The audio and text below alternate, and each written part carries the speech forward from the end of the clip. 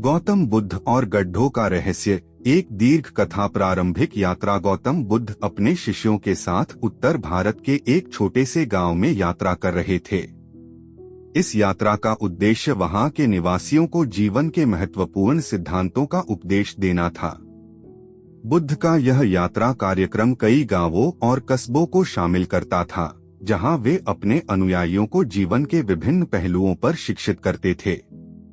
रास्ते में बुद्ध और उनके शिष्य एक खुले क्षेत्र से गुजरे जहां दर्जनों गड्ढे खुदे हुए थे।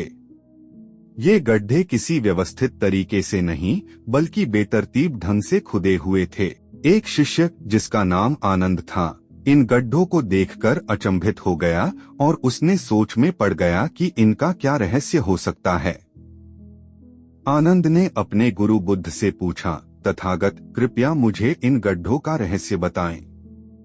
इतने सारे गड्ढे एक साथ किसने और क्यों खोदे हैं? गौतम बुद्ध मुस्कुराए और अपने शिष्य को पास बुलाकर कहा, आनंद, यह एक महत्वपूर्ण कहानी है जो हमें धैर्य और स्थिरता का महत्व सिखाती है।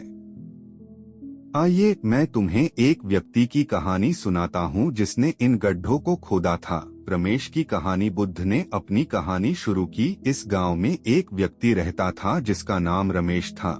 रमेश एक मेहनती और कर्मठ व्यक्ति था, जो अपनी मेहनत और लगन के लिए पूरे गांव में प्रसिद्ध था। एक दिन गांव में पानी की भारी कमी हो गई। गांव के लोग बहुत परेशान थे और रमेश ने सोचा कि अगर वह अपने खेत में एक कुआं खोदता है तो उसे पानी मिल जाएगा और उसकी फसलें बच जाएंगी। रमेश ने एक स्थान चुना और वहां गड्ढा खोदना शुरू किया। वह पूरे दिन मेहनत करता रहा, लेकिन पानी नहीं मिला। अगले दिन उसने उस स्थान को छोड़कर एक नया स्थान चुना और वहां गड्ढा खोदना शुरू कर दिया। फिर भी उसे पानी नहीं मिला। यह सिलसिला चलता रहा और हर बार जब रमेश को पानी नहीं मिलता तो वह नया स्थान चुनता और फिर से खुदाई शुरू कर देता। रमेश ने कई स्थानों पर गड्ढे खोदे, लेकिन कहीं भी पानी नहीं मिला। उसने लगभग पूरे खेत को गड्ढों से भर दिया, लेकिन उसे पानी नहीं मिल सका।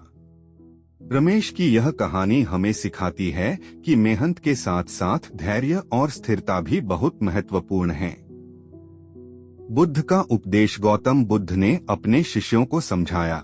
रमेश की कहानी से हमें यह सीखना चाहिए कि किसी भी काम में सफलता पाने के लिए केवल मेहनत ही नहीं, बल्कि धैर्य और स्थिरता भी अत्यंत आवश्यक हैं। अगर रमेश धैर्यपूर्वक एक ही स्थान पर गड्ढा खोदता और स्थिरता से काम करता तो उसे निश्चित रूप से पानी मिल जाता। बुद्ध ने आगे कहा, जीवन में कई बार हमें कठिनाइयों का सामना करना पड़ता है। हमें धैर्य और स्थिरता बनाए रखनी चाहिए और अपने लक्ष्य के प्रति समर्पित रहना चाहिए। यदि हम हर बार थोड़ी कठिनाई आने पर अपना मार्ग बदलेंगे तो हमें कभी सफलता नहीं मिलेगी। शिक्षा और निष्कर्ष। गौतम बुद्ध की यह कहानी उनके शिष्यों के मन में गहरी छाप छोड़ गई। उन्होंने सीखा कि जीवन में किसी भी लक्ष्य को प्राप्त करने के लिए धैर्य और स्थिरता अत्यंत आवश्यक हैं। कठिनाइयों का सामना करते हुए भी हमें अपने मार्ग पर अडिग रहना चाहिए और निरंतर प्रयास करते रहना चाहिए। बुद्ध ने अपने उपदेश के अंत में कहा, सफलता उन्हीं को मिलती है जो धैर्य और स्थिरता से अपने कार्यों में जुटे रहते हैं। जीवन में अनेक बार हमें कठिनाइयों का सामना करना पड़ता है, लेकिन यदि हम अपने लक्ष्य के प्रति समर्पित रहेंगे और धैर्यपूर्वक मेहनत करेंगे तो निश्चित रूप से हमें सफलता प्राप्त होगी। इस प्रकार गौतम बुद्ध ने अपने शिष्यों को जीवन का महत्वपूर्ण पाठ सिखाया कि सफलता के लिए केवल मेहनत ही नहीं, बल्कि धैर्य और स्थिरता भी अत्यंत आवश्यक हैं। विस्तार और गहराई। अब हम इस कथा को और अधिक विस्तार और गहराई से समझने का प्रयास करेंगे। रमेश का परिश्रम। रमेश के परिश्रम को समझने के लिए हमें उसके जीवन की पृष्ठभूमि को जानना आवश्यक है। रमेश एक साधारण किसान था, जिसकी जिंदगी खेतों में काम करने और अपने परिवार का भरण पोषण करने में गुजरती थी। वह अपनी मेहनत और ईमानदारी के लिए पूरे गांव में जाना जाता था। लेकिन जब गांव में पानी की कमी हुई तो रमेश की मेहनत का एक नया चरण शुरू हुआ। रमेश ने सोचा कि अगर वह अपने खेत में एक कुआं खोद लेता है तो उसे पानी मिल जाएगा और उसकी फसलें बच जाएंगी। उसने सबसे पहले अपने खेत के एक कोने में गड्ढा खोदना शुरू किया। उसने पूरे दिन मेहनत की, लेकिन पानी नहीं मिला। वह हताश नहीं हुआ, बल्कि अगले दिन उसने एक नया स्थान चुना और वहां गड्ढा खोदना शुरू कर दिया। इस प्रकार उसने कई दिनों तक विभिन्न स्थानों पर गड्ढे खोदे, लेकिन हर बार उसे निराशा ही हाथ लगी। धैर्य और स्थिरता का महत्व। रमेश की इस कहानी से हमें यह सीखना चाहिए कि किसी भी काम में सफलता पाने के लिए केवल मेहनत ही नहीं, बल्कि धैर्य और स्थिरता भी आवश्यक हैं। अगर रमेश धैर्यपूर्वक एक ही स्थान पर गड्ढा खोदता और स्थिरता से काम करता, तो उसे निश्चित रूप से पानी मिल जाता। धैर्य और स्थिरता का महत्व जीवन के हर क्षेत्र में होता है, चाहे वह शिक्षा हो, व्यवसाय हो या व्यक्तिगत जीवन। हर जगह धैर्य और स्थिरता की आवश्यकता होती है।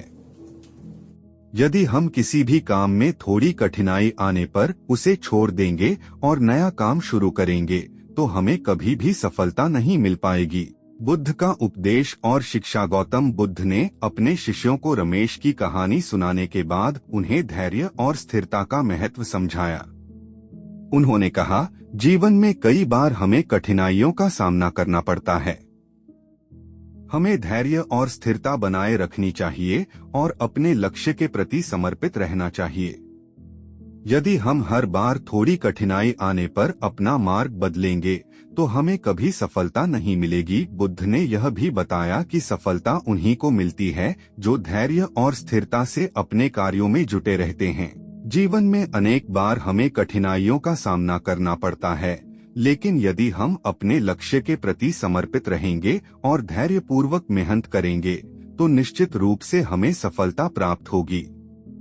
कथा का विस्तृत विश्लेषण। अब हम इस कथा का विस्तृत विश्लेषण करेंगे और इसके विभिन्न पहलुओं को समझने का प्रयास करेंगे। परिश्रम और मेहनत। रमेश की कहानी से हमें यह सीखने को मिलता है कि परिश्रम और मेहनत जीवन में कितनी महत्वपूर्ण है।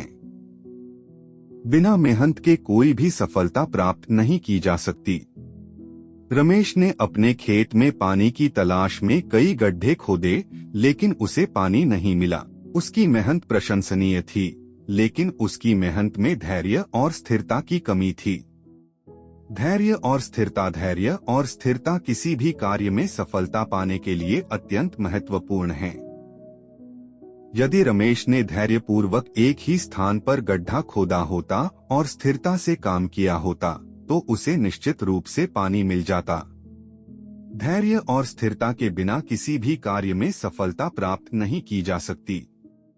शिक्षा और उपदेश। गौतम बुद्ध ने अपने शिष्यों को रमेश की कहानी सुनाने के बाद उन्हें धैर्य और स्थिरता का महत्व समझाया। उन्होंने कहा कि जीवन में कई बार हमें कठिनाइयों का सामना करना पड़ता है। हमें धैर्य और स्थिरता बनाए रखनी चाहिए और अपने लक्ष्य के प्रति समर्पित रहना चाहिए। यदि हम हर बार थोड़ी कठिनाई आने पर अपना मार्ग बदलेंगे,